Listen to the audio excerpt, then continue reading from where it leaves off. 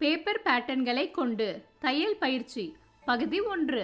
Stitching practice on paper patterns part 1. Paper பேட்டர்னை கொண்டு பயிற்சி செய்வது தையலில் நமக்கு துல்லியம் மற்றும் கட்டுப்பாட்டை மேம்படுத்த உதவுகிறது. இதன் மூலம் நீங்கள் உங்கள் கை அசைவுகளில் நிலைத்தன்மை மற்றும் துல்லியத்தை உருவாக்க இயலும். ஆரம்ப நிலை மற்றும் தொழில் வல்லுநர்கள் இருவருமே தங்கள் திறன்களை மேம்படுத்த இது ஒரு சிறந்த வழியாகும். பேப்பர் பேட்டர்னில் பயிற்சி செய்வது தையலில் உங்கள் நம்பிக்கையை அதிகரிக்கும். அத்துடன் பல்வேறு வகையான துணிகளை எவ்வாறு தைக்க வேண்டும் என்பது பற்றிய உங்கள் புரிதலையும் வளர்க்கும். இது சரியான மெஷின் செட்டிங்களை பற்றி அறிய உதவுகிறது. நீங்கள் ப்ராஜெக்ட் எடுத்து செய்யும் போது ஏற்படக்கூடிய தவறுகளை குறைக்கிறது. உங்கள் பணியில் ஒரு தொழில்முறை நிபுணத்துவத்தை அளிக்கிறது. மேலும் ஒட்டுமொத்த தரத்தையும் மேம்படுத்துகிறது. பேப்பர் பேட்டர்ன்களை கொண்டு தையல் பயிற்சி செய்ய உங்களுக்கு சில அத்தியாவசிய பொருட்கள் தேவை. தேவையான பொருட்களின் பட்டியலை பார்ப்போம். A4 அல்லது சார்ட் பேப்பர், பென்சில் மற்றும் அச்சிடப்பட்ட டிசைன், தையல் மெஷின், ஸ்கேல் மற்றும் பேனா. பேப்பர் பேட்டர்ன்களில் தையல் செய்யும் போது நினைவில் கொள்ள வேண்டிய விஷயங்கள்: தையல் மிஷினில் முழு கட்டுப்பாட்டையும் பராமரிக்க வேண்டும்.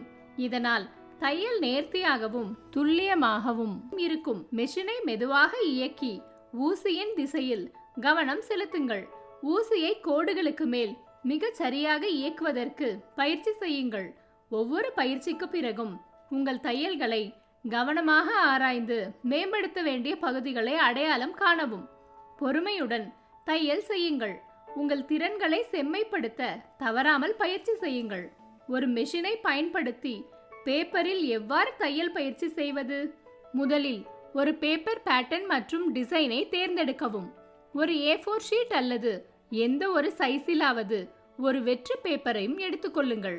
பின்னர் பென்சில் அல்லது மார்க்கரை பயன்படுத்தி நேர்கோடுகள், வளைவுகள், ஜிக்ஸாக் பேட்டர்ன்கள், சதுரங்கள், முக்கோணங்கள் அல்லது பிற வடிவங்கள் போன்ற வெவ்வேறு டிசைன்களை வரையவும். மெஷினில் நூலை செருக வேண்டாம். முதலில் நூல் இல்லாமல் பயிற்சி செய்யுங்கள்.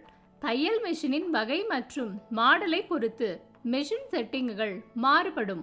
ஆனால் தையல் செய்யும் போது மனதில் கொள்ள வேண்டிய சில பொதுவான செட்டிங்குகள் இங்கே கொடுக்கப்பட்டுள்ளன.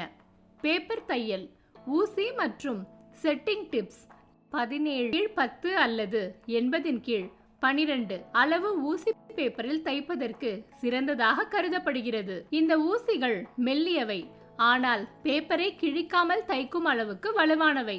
ஊசி 90 அல்லது 100 அளவு போன்ற திக்னஸ் கொண்டிருந்தால் அது பேப்பரை கிழிக்கக்கூடும் அல்லது பெரிய துளைகளை இட்டுவிடும். இப்போது பேப்பரில் தையலின் நீளத்தின் மீது கவனம் செலுத்துங்கள். பேப்பரில் உள்ள துளைகளுக்கு இடையிலான தூரம் பெரியதாக இருக்க வேண்டும்.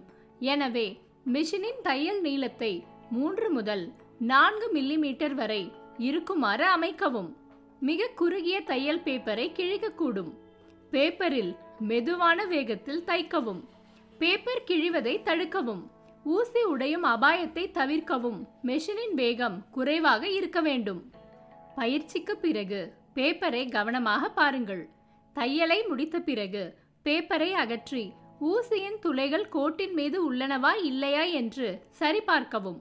ஊசி கோட்டிலிருந்து விலகி சென்றிருந்தால் அந்த பகுதியை மீண்டும் பயிற்சி செய்யுங்கள். தவறு இருந்தால் மீண்டும் அதே பேட்டர்னில் தைக்கவும். சுருக்கம்: இந்த வீடியோவில் பேப்பர் பேட்டர்ன்களில் தையல் பயிற்சி செய்வது துல்லியம், கட்டுப்பாடு மற்றும் நம்பிக்கையை எவ்வாறு மேம்படுத்த உதவுகிறது என்பதை நீங்கள் கற்றுக்கொண்டீர்கள். நீங்கள் எளிய டிசைன்களில் இருந்து தொடங்க வேண்டும். மெஷின் மெதுவான வேகத்தில் இருக்க வேண்டும். ஒவ்வொரு பயிற்சிக்கு பிறகும் உங்கள் வேலையை மதிப்பாய்வு செய்ய வேண்டும் என்பதையும் நாம் புரிந்து கொண்டோம். பேப்பரில் தையல் செய்யும் போது மெஷின் செட்டிங்குகள் மற்றும் கவனமாக கையாளுதல் ஏன் முக்கியம் என்பதையும் நாம் கற்றுக்கொண்டோம். இப்போது உங்களுக்கு ஒரு பணி: பேப்பரில் தையல் பயிற்சி செய்யுங்கள். நீங்கள் பின்பற்றும் ஒவ்வொரு படிநிலையையும் குறித்து வைத்துக் கொள்ளுங்கள். எனவே இப்போது பேப்பரில் தையல் பயிற்சி செய்வது எப்படி என்று நீங்கள் அறிவீர்கள். பேப்பர் பேட்டர்ன்களில் தையல் பயிற்சி பகுதி 2 என்ற வீடியோவில் வெவ்வேறு டிசைன்கள் மற்றும் வடிவங்களை எவ்வாறு தைப்பது என்பதை கற்றுக்கொள்வோம்.